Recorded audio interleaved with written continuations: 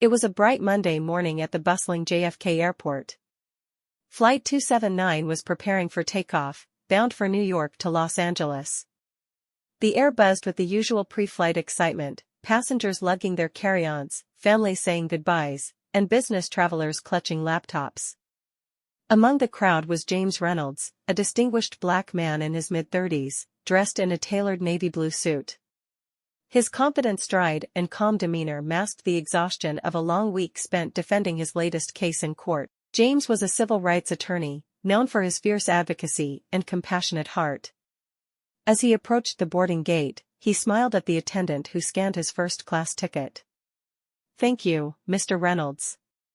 Enjoy your flight," she said warmly. He nodded politely, stepping onto the jet bridge. Inside the plane, a sleek, modern interior greeted him, and the flight crew was stationed at the entrance, welcoming passengers.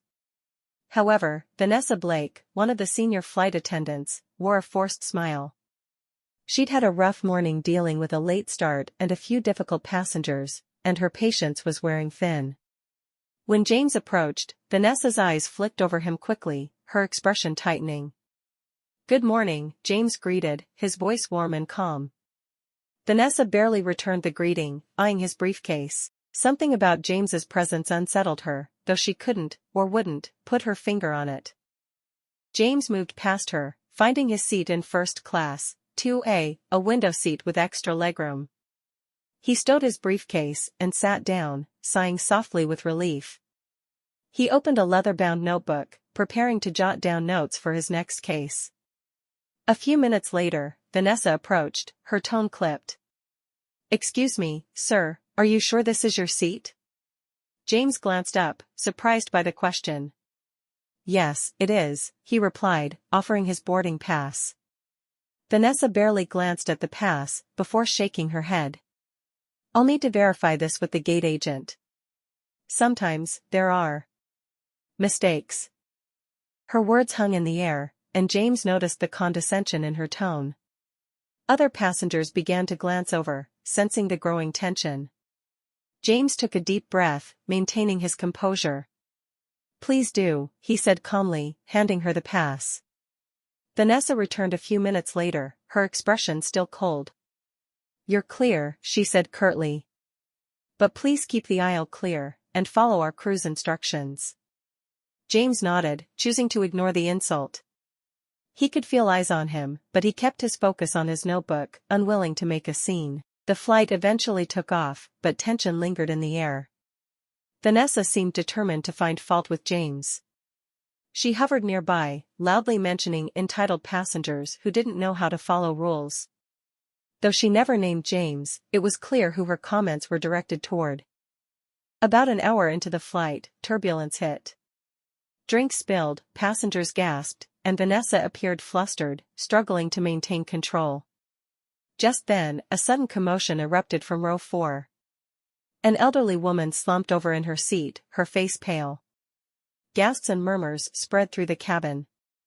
Vanessa froze, panic evident in her wide eyes. "Is there a doctor on board?" she called out, her voice trembling. James immediately stood.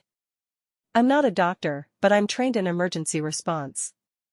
Let me help." Without waiting for permission, he knelt beside the woman, checking her pulse and asking her husband nearby what had happened. Calmly, James instructed another passenger to grab water and helped position the woman upright. Within minutes, the elderly woman regained consciousness, blinking in confusion. "It's okay, ma'am," James reassured her. "You fainted, but you're all right now." The passengers erupted into applause, and even the captain's voice came over the intercom, praising James for his quick thinking. Vanessa stood nearby, speechless, her cheeks burning with shame. After ensuring the woman was stable, James quietly returned to his seat. Vanessa hesitated before approaching him. Her earlier arrogance was gone, replaced with visible remorse. "Mr. Reynolds, I owe you an apology. I judged you unfairly. You saved that woman's life. Thank you." James looked up, his eyes kind but firm. "We all have lessons to learn," he said softly. "What matters is what we do with those lessons." Vanessa nodded, humbled. As the plane touched down in Los Angeles, she realized she'd witnessed more than just a hero saving a life. She'd been reminded of the power of respect, humility, and fairness. And as for James? He walked off the plane without looking back, knowing he had once again made a difference, not just in court, but in life.